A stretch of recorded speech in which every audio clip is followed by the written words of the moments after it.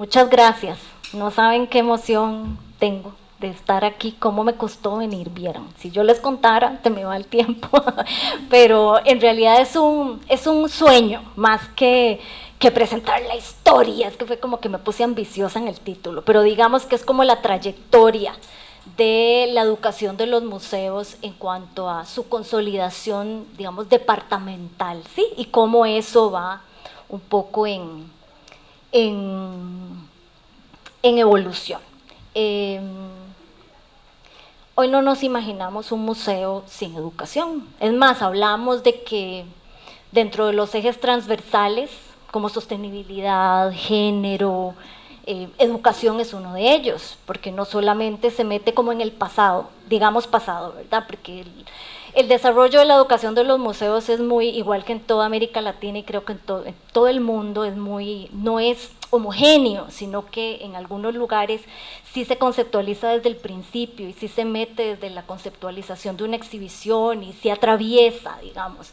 En otros no, en otros llega como después, ¿no? Cuando ya está todo hecho, entonces hay que hacer el programa educativo o hay que atender ciertos públicos y demás. Pero hoy no nos imaginamos un museo sin educación. Entonces, aquí hay algunos ejemplos de el quehacer de los museos, de la educación de los museos hoy, ¿no? Es un poco más amplio y diverso, incluye también gestión cultural, ¿verdad? Entonces aquí vemos algunos de los museos, Museo Nacional el primero, Museo de Arte Costarricense el segundo en algunas épocas, museos del Banco Central de Costa Rica, con estaciones, con giras, con visitas a territorios, con bla, ¿verdad? Todo esto. Charlas, cosas in situ, bueno, en fin. Y entonces, bueno, a partir de eso y de que yo ya estoy como plaqueada, ¿verdad? Porque he pasado, comencé en museos en 1999 y comencé trabajando en esos museos, es decir, en museos del Banco Central de Costa Rica, Museo del Jade también, Museo de Arte Costarricense y Museo Nacional, que yo pues me planteé una pregunta y la pregunta me encantaría poderla ampliar a otras instituciones, haciendo inclusive como zooms específicos en ciertos temas, por ejemplo la labor editorial del Museo Juan Santamaría, por ejemplo la labor, o sea, habrían como ahí como subtemas lindos, pero en principio, ¿verdad? Pues cuando uno se pone ambicioso, en principio las preguntas de investigación que yo me hice fueron las siguientes: ¿desde cuándo hay educación de en museos en Costa Rica? ¿Se han dado cambios? ¿A partir de cuándo? Y si es así, ¿por qué se han dado esas transformaciones? ¿Verdad? Para poderlo ordenar un poquito más, hice como 4 ejes, o 4, traté de responder como 3 o 4 cosas. Uno, la educación, eso fue lo que descubrí. La educación ha sido una constante en los museos de Costa Rica desde su creación. En algunos momentos me voy a sentar, va a ser muy aburrido, lo siento, pero hay como muchos datos que no me los sé de memoria, entonces por aquello para no pifiar. Hace como 30 años en el Museo Nacional de Costa Rica, algunas personas se plantearon hacer una revisión desde qué habían hecho y qué estaba por delante, y creo que el año 2000 era como una constante, ¿sí? Que tenían algunas instituciones culturales. Y entonces para responder a eso, pues ellos generaron esos talleres y salieron algunas publicaciones. Agradezco las entrevistas que para poder hacer esto me concedieron Manuel Chacón, Ronnie Viales, otras personas, Dora María Sequeira, que en su momento también la voy a citar.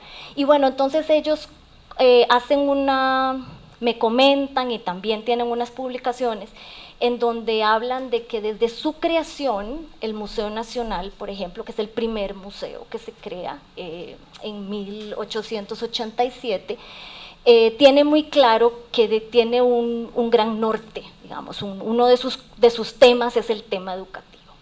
Entonces, por ejemplo, se dice en el discurso inaugural que sirva como de exhibición permanente, fruto de nuestro trabajo y que enriqueciéndose día con día con la adquisición de objetos interesantes, sirva de estímulo y enseñanza para los ciudadanos, ¿verdad? Estamos hablando del siglo XIX, entonces ya todos los compañeros, coleguitas me vuelven a ver y dicen, sí, claro, ahí hay una educación, pero es una educación, ¿no?, con una tendencia liberal, ¿no?, localizada. Y ahí están los inicios del Museo Nacional, cómo es de la mano de Anastasio Alfaro, a quien además mandan al Instituto Smithsonian para que él vea la disposición de las cosas, y Anastasio Alfaro, además de un gran catalogador y un gran científico, un gran humanista, también él va a ser secretario de Instrucción Pública en algún momento, o sea, va a ser, digamos, hoy en día sería como de Educación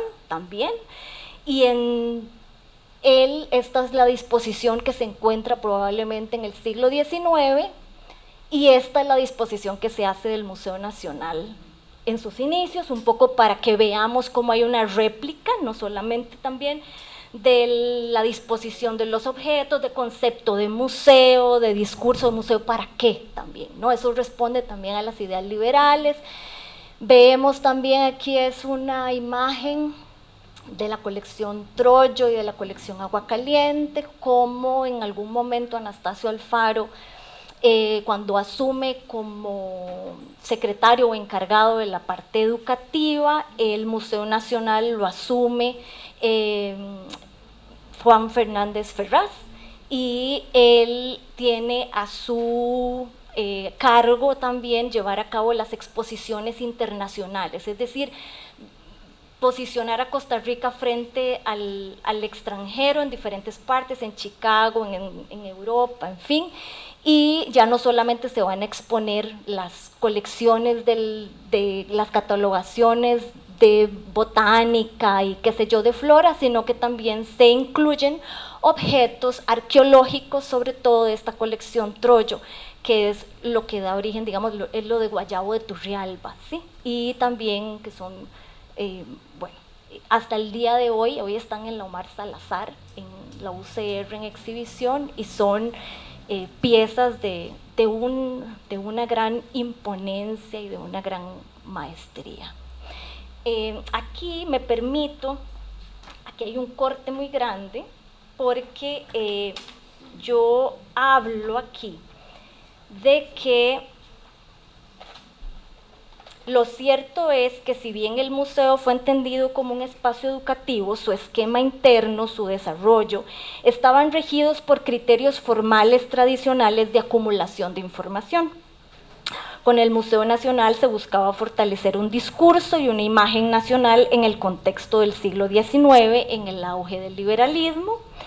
El Museo Nacional tuvo las colecciones de historia natural y luego lo que les conté de la Hacienda Guayabo, donde están la lápida, las mesas, el oro de Aguacaliente y donaciones.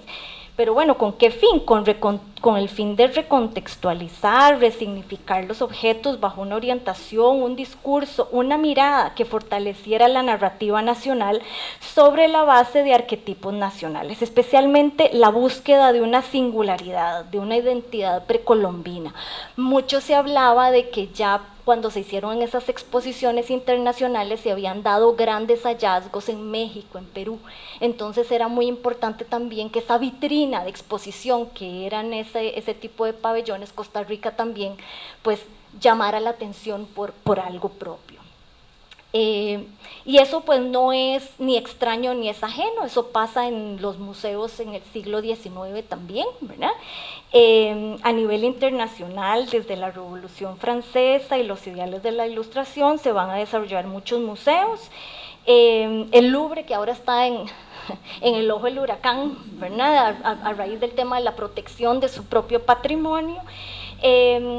Aunque no es el primero, Adriana tiene una tesis en donde ella habla de museos universitarios como primeros, pero sí va a presentar características importantes a nivel educativo, y ahí estamos como las cosas que nos interesan hoy. Es abierto al público, es establecido como parte integral del sistema educativo estatal, elaboraban catálogos a bajo precio, traducidos en varios idiomas, es decir, no solamente está presente lo educativo, lo de la formación de los ciudadanos y de los futuros ciudadanos, sino que también hay una cuestión turística muy clara desde el principio. Y eso va a tener una gran incidencia en museos europeos, en Alemania, en Gran Bretaña, y también por los aires del liberalismo, eso se entendía como progreso, igual que tener Teatro Nacional, igual que tener Archivo Nacional, Biblioteca Nacional, todos los que nos preciábamos de ser, ¿verdad?, del progreso teníamos que tener museo también nacional, ¿verdad? De ahí viene un poco por ahí. Los cambios sociales y políticos a nivel internacional, ahora sí estamos hablando de la Primera Guerra Mundial, la depresión del 29, etcétera, generan consecuencias que dejan ver el desgaste del liberalismo en nuestro país. En las décadas del 20, del 30, van a haber, vea qué tirada, van a haber huelgas, manifestaciones, demandas sociales. Y bueno, todo lo anterior va a desembocar en la Guerra Civil del 48, a partir de la que se marca un cambio en muchos ámbitos. Antes de eso se crea la Universidad de Costa Rica y el vínculo que tiene la Universidad de Costa Rica con el Museo Nacional en temas educativos es muy interesante y valdría la pena explorarlo muchísimo más, inclusive la titularidad de la propiedad, digamos, donde está ubicado el cuartel Bellavista, la sede del Museo Nacional, le pertenece esa titularidad a la Universidad de Costa Rica, y esas cosas solamente se pueden entender históricamente, ¿sí? Esos vínculos y esas cosas que se generan entre la investigación y la educación en ese momento, desde ese momento. A partir de la Guerra Civil del 48, para irlo haciendo corto y llegar a lo que me interesa un poco más, es decir que, bueno, hay muchos cambios, la Universidad de Costa Rica es uno y ellos siguen un proceso, pero también es la nacionalización bancaria, y con eso el permiso inicial que tienen algunas instituciones de adquirir colecciones, y esas colecciones van a ser visitables, ¿sí? Entonces el Banco Central, por ejemplo, va a tener en su piso 12, creo, una colección que es visitable, lo mismo que va a pasar con el INS, ¿sí?, con el Instituto Nacional de Seguros.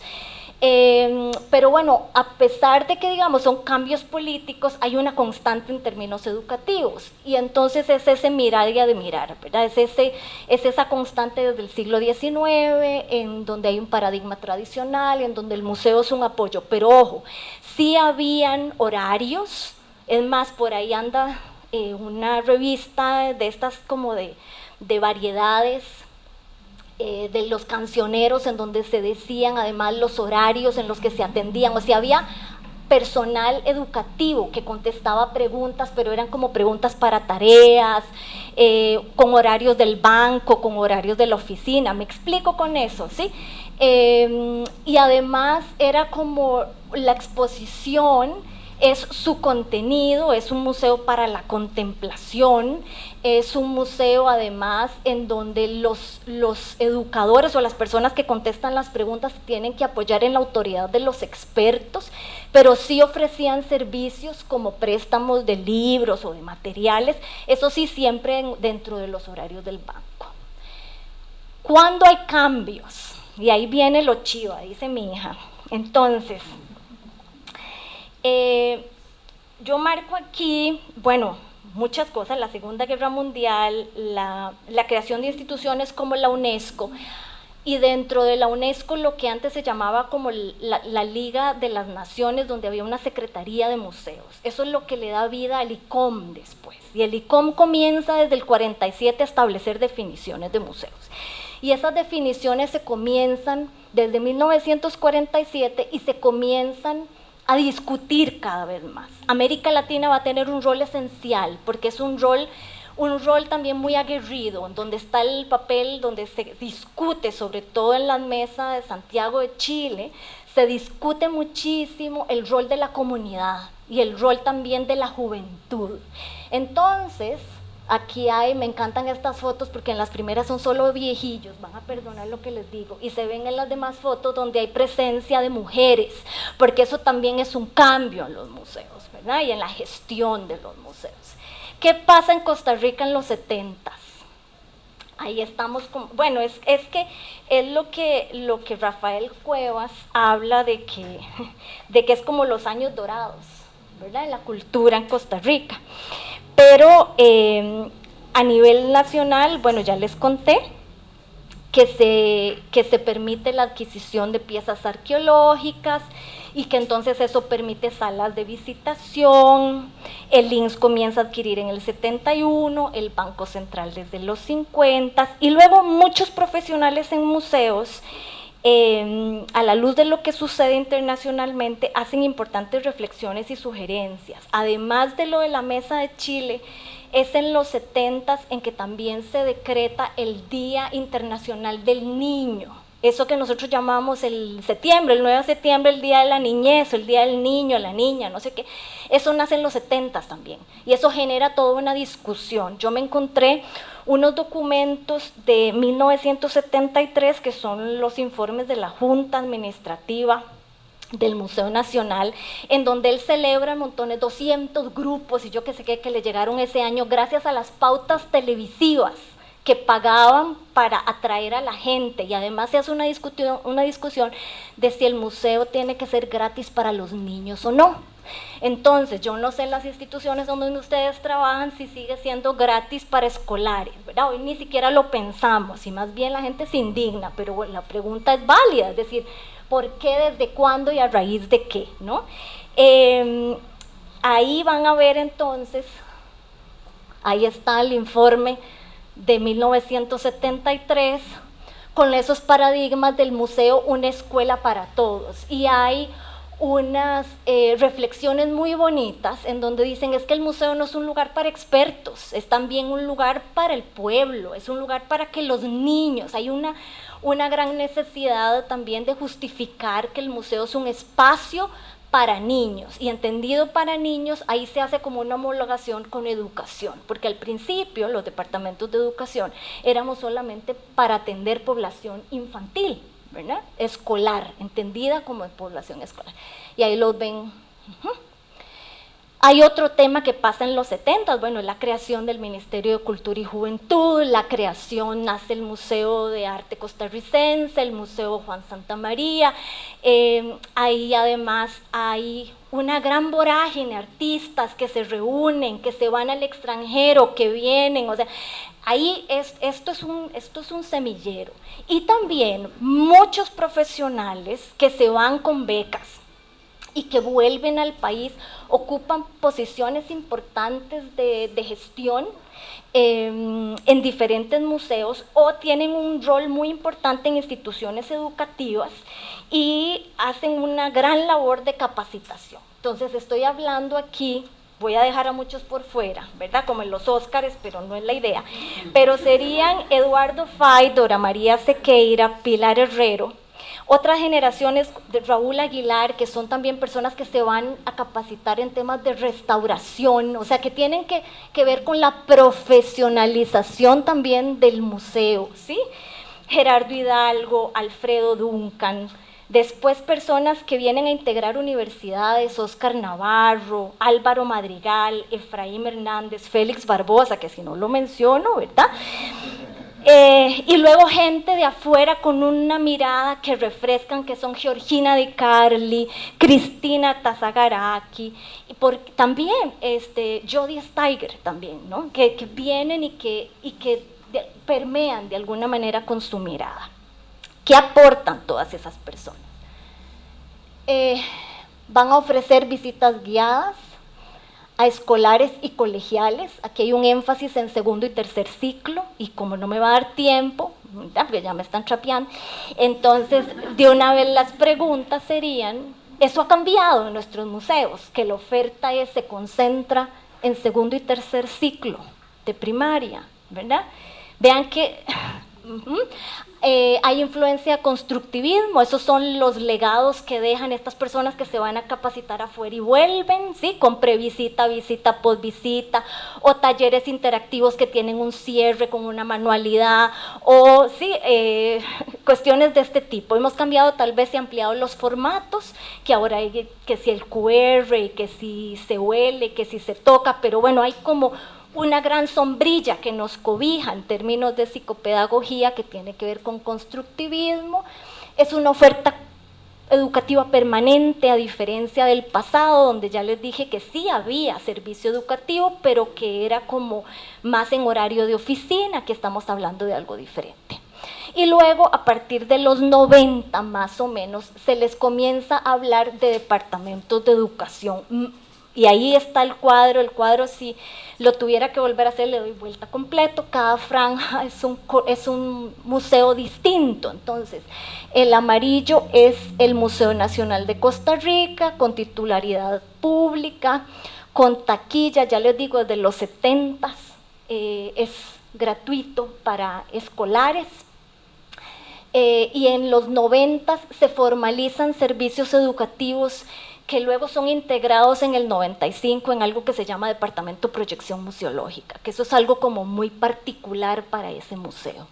Todos los celestes son los museos del Banco Central, que comienzan siendo el piso tal del edificio del Banco Central de Costa Rica, con un horario y no sé cuánto, y cómo esa titularidad pública termina siendo una titularidad privada bajo la gestión de una fundación, y tienen un departamento de servicios educativos desde los 80s. Ahí llega Dora María Sequeira como directora, también ahí, primero como educadora, dando unos servicios, y luego como directora, y es donde consolidan el museo con esa visión como muy clara de divulgación y educación.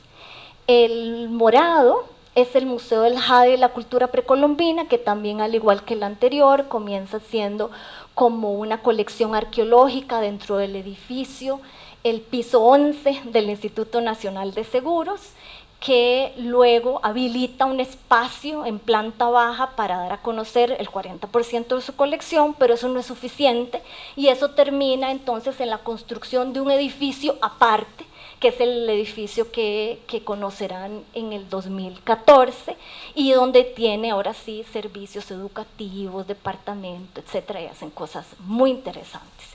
Y el amarillo, que es el Museo de Arte Costarricense, que arranca con